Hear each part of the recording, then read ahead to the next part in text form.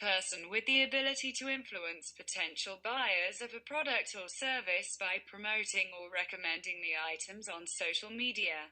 If we look at these social media influencers and their ability to publish and amplify content to large audience segments, this is a paradigm shift in how we do business. Where do you go for new outfit ideas? To Instagram, right? Ultra-fast social networks are having a huge impact on fashion. These days, influencers are as important as fashion critics and supermodels. NBC's Jolene Kent shines our Sunday spotlight on influencers cashing in on their legions of social media followers. Influencer marketing. Man, it is such a buzz term right now, but the big question is, should you be working with YouTube influencers to grow your business and your brand? The short answer is yes. If you look at the growth of influencer marketing over the last few years, I think that in 2016, the overall market size was $1.65 billion. And at the end of 2019, it was $6.5 billion. So it was more than 3 times bigger in just like 3 years. So the growth of the industry is really, really massive. Hi, I'm Lara Falk, exercise specialist and PN1 exercise and nutritionist. Looking back at the very first beginning, back in 2017, where everything started, fast forward to now, we are currently in a worldwide pandemic, and I am changing lives of thousands of women worldwide and seeing these women grow into confident people. This is what I do for a living.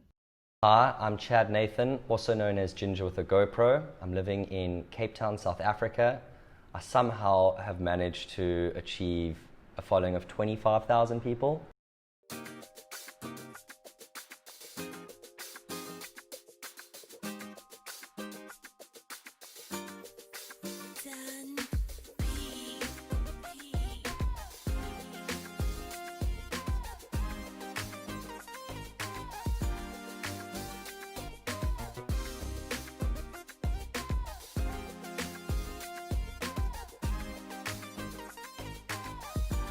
The nationwide lockdown had such a massive impact on so many businesses. In fact, it still has.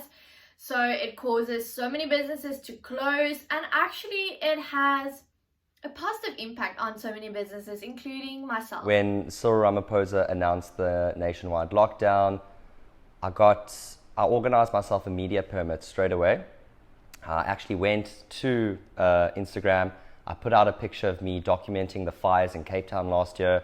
And I used that picture and I said, guys, who can organize me a media permit? You'll be able to own all the content for free.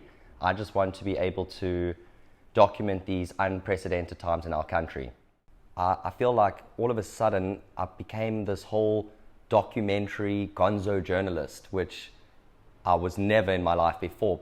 And all of a sudden I became the storyteller. You know, I always used to think of myself as a storyteller, like doing my day-to-day activities on Instagram and just documenting what I do, but I actually went out and I started interviewing people, which I hadn't really done before.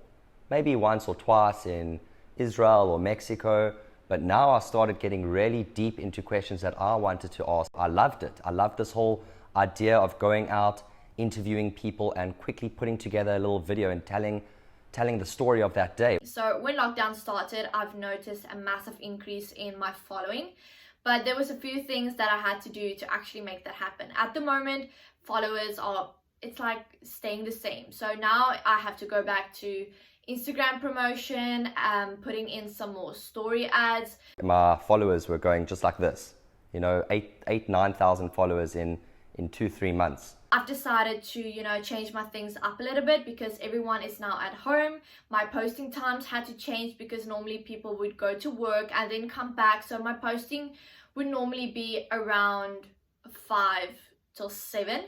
But during lockdown, like the official lockdown, when everyone had to stay in their houses, I could literally post any time of the day. COVID-19 hit, the whole style changed. It became more of a real heartfelt story that I was trying to get across. You know, I was trying to touch on people's emotions. So I knew, when putting this whole story together, it wasn't going to be my normal travel lifestyle sort of content, which is like, you know, fun and cool. So just a little insight into how I film my videos and where I film my videos. Now this little corner that you see over here is a little corner in our main bedroom, and this is where I film, I would say, the more serious kind of videos. Everything but workout videos. Many brands just reduce their budget or cut the budget.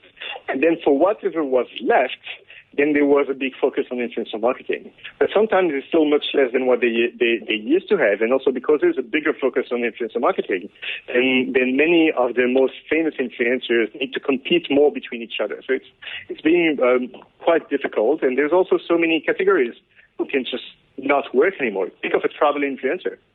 All of a sudden I was sharing information that was, you know, people didn't have on the ground, you know. All of a sudden I had all the stories that Sky News wanted, that Associated Press, Media 24 wanted. People, they were buying the footage from me. I think it's going to affect the industry big time. If you don't have online coaching, you are really going to struggle if that is your main source of income. I mean, I've experienced it. I've seen it with my own eyes. I think COVID-19 hasn't affected any of my brand deals because the way I positioned myself and the fundraiser, Raising Hope, that I started, I positioned it so well that brands all wanted to jump on board. Post-COVID-19, as it has brought even more exposure to influencer marketing than before, and more need for authenticity and for the human contact and relatability. If anything, and it's you know, bittersweet or it's sad to think, like, the pandemic was actually good for me because one, more people got to see the work that I'm doing, and two, I got to raise R500,000 for people in need.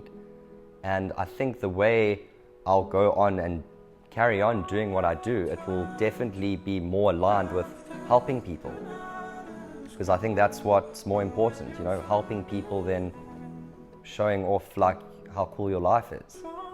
You know, maybe just find a balance.